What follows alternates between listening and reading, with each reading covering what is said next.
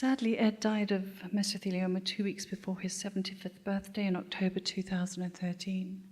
And we're very honored to have his widow here, Mia, and she's going to share with you her lovely, wonderful life with this interesting man and how it all changed when he was diagnosed with mesothelioma. Please, would you welcome Mia Lauter?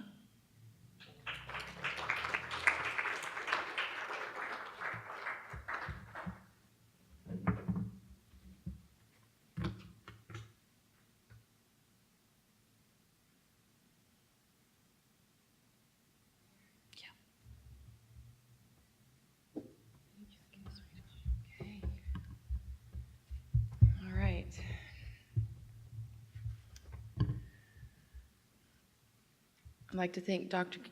Robert Cameron and the Pacific Mesothelioma Clinic team for the opportunity to speak and tell you about the impact that mesothelioma has made on me and the journey it's taking me on.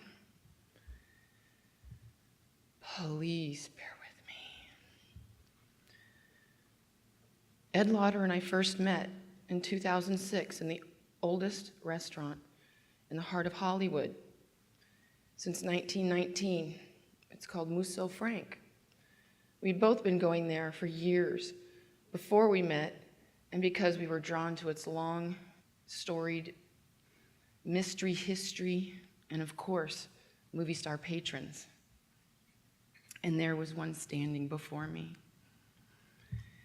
Ed was already an established and talented cinema, stage, and television actor. I was working at Paramount Pictures in the motion picture distribution department for the past 15 years. I was also a caregiver to my mother, who had had a liver transplant at UCLA. The night we met, we bonded for hours over an amazing conversation about the late, great American actor James Cagney. And after dinner the next evening, we were inseparable. We hit it off on so many levels. And after 4 months, on our second trip to New York City for my 40th birthday, we eloped to City Hall. The following 8 years, we would remarry wherever we were. On vacation, our location, we were a good pair. We never fought and loved each other beyond words and told each other daily. So then in early 2013, Ed's slight cough turned persistent. Home remedies, over the counter, nothing was working. So it was time to see his doctor. After some tests, his ailment was pinpointed to his chest area. After more tests and a biopsy, he was diagnosed with mesothelioma. Having no knowledge of what this was, we just figured it would be treated and move on. Just like he and I had battled out 2 previous cancers that he had and survived. The meso was attached to the bottom of his right lung.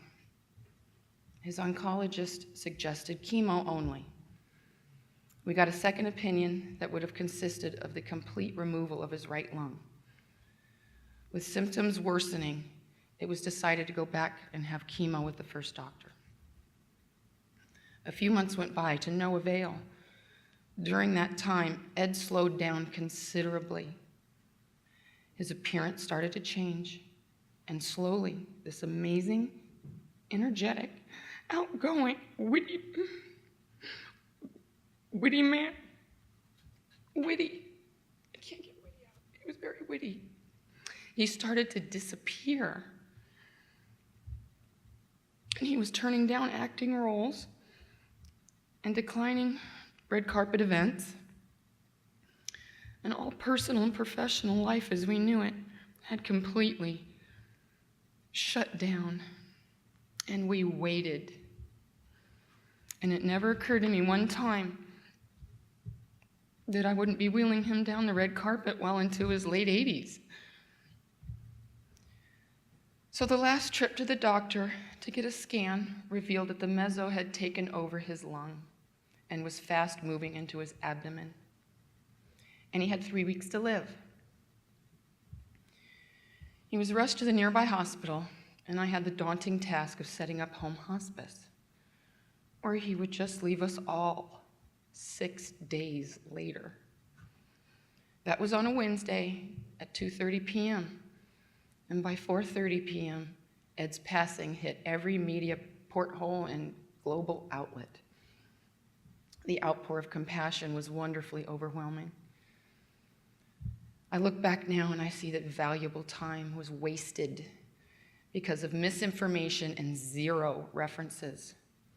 Had we had knowledge of PMC, it would not have been so horrific. I understand the role of a witness at the end of life is never easy, but the insights that you gain to human nature and your own life are immeasurable. Having had known of Dr. Cameron and PMC, it would have been comforting to know that there really is someone out there that wants to help. Ed donated his mesothelioma tissue to science. He was always intrigued by the proof of science, and he would want something good done.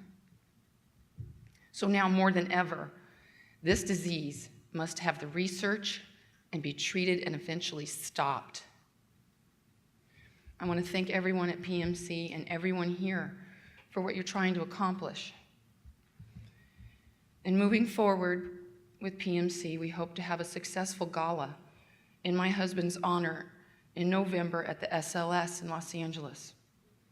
We're in the process of gathering the committee for the gala, and I'm very, very proud to announce that the first name on that list will be Ed's one-time co-star and still good pal, Liam Neeson. In closing, I'd like to see during my journey the necessary awareness and funding for this orphan disease. All you need is a louder voice. And now you have a Lauter voice. Thank you.